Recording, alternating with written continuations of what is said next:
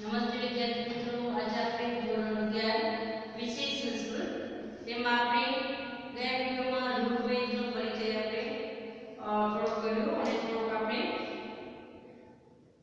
અત્યારે કરીશું. ऋग्वेदનો એમાં છે આકાર તો કે ऋग्वेद કે ऋग संहिता બે પ્રકારે વિભાજિત થયેલી મળે છે. ऋग्वेद की ऋग संहिता બે પ્રકારે વિભાજિત થયેલી મળી આવે છે. વિભાજિત એટલે કે બે ભાગ. એમાં પહેલું છે મંડળક્રમ અને બીજું છે અષ્ટક્રમ. પહેલું છે મંડળક્રમ અને બીજું છે અષ્ટક્રમ. બંને પ્રકારના વિભાજનમાં ઋગ્વેદના કુલ 10,552 મંત્રોની સંખ્યા સરખી જ રહે છે. આજે મંડળક્રમ વધુ પ્રચલિત છે.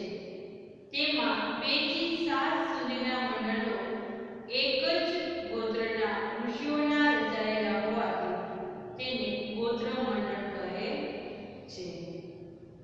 મંડળો સૂક્તોમાં વહેંચાયેલા છે. સૂક્તોમાં ઋચાઓ કે મંત્રોનો સમૂહ છે. ઋગ્વેદ કુલ 10 મંડળોમાં વહેંચાયેલો છે અને એમાં કુલ 1017 સૂક્તો છે.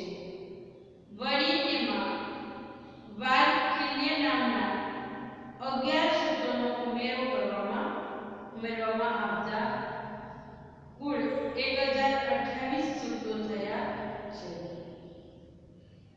પ્રાચીન કાળમાં ઋગ્વેદની 100 શાખાઓ હતી, પરંતુ આજે કેવળ શાકર અને ભાસ્કર નામની 2 શાખાઓની સંહિતાઓ મળે છે.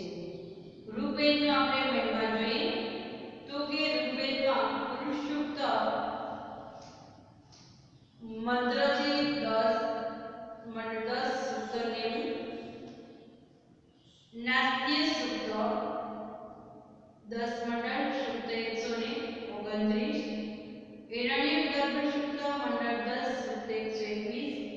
અસ્ય વામી સૂક્ત મંડળ 1 સૂક્ત 164 જેવા દાર્શનિક સૂક્તો છે. સન્ન સૂક્ત મંડળ 10 માં સૂક્ત 191. દાનસ્તુતિ સૂક્ત મંડળ 10 સૂક્ત 107 અને વ્યવહાર સૂક્તમાં મંડળ 10 સૂક્ત 85 જેવા પારિવારિક સામાજિક સૂક્તો છે. તથા ઉર્વશી સંવાદ સૂક્ત મંડળ 10 સૂક્ત 95. શર્મા પરિસંવાદ સૂક્ત મંડળ 10 સૂક્ત 108 જેવા સંવાદ સૂક્તો છે અને તે ખૂબ જ પ્રસિદ્ધ થયા છે. સૃષ્ટિની ઉત્પત્તિ વિશેનો સર્વપ્રથમ વિચાર નાસ્ય સૂક્ત જેવા દાર્શનિક સૂક્તોમાં થયો છે. વિદ્વાનોએ ઋગ્વેદનો સમય નિશ્ચિત કરવા જુદી જુદી રીતે પ્રયાસ કર્યો છે. એમાં ઋગ્વેદની આપણે સૂક્તિઓ જોઈએ તો એકમ સદિપ્રા બહુધા વદંતિ. એક જ સત્યને ઈશ્વરને વિદ્વાનો અનેક રીતે કહે. તેમાં ઋચા છે. ઋગ્વેદ મંડળ 168 નો શ્લોક ઋચા છે 40. નહ ઋતે સાતસ્ય સંખ્યા દેવા. ઋગ્વેદમાં 4:33.8 એની ઋચાઓ છે. થાક્યા વિનાના ઉદ્યમ કર્યા વિનાના એટલે કે માણસના દેવો મિત્ર બનતા નથી. કેવલાદો ભવંતી કેવલાદી. ઋગ્વેદ મંત્ર 10 એની ઋચા છે 47.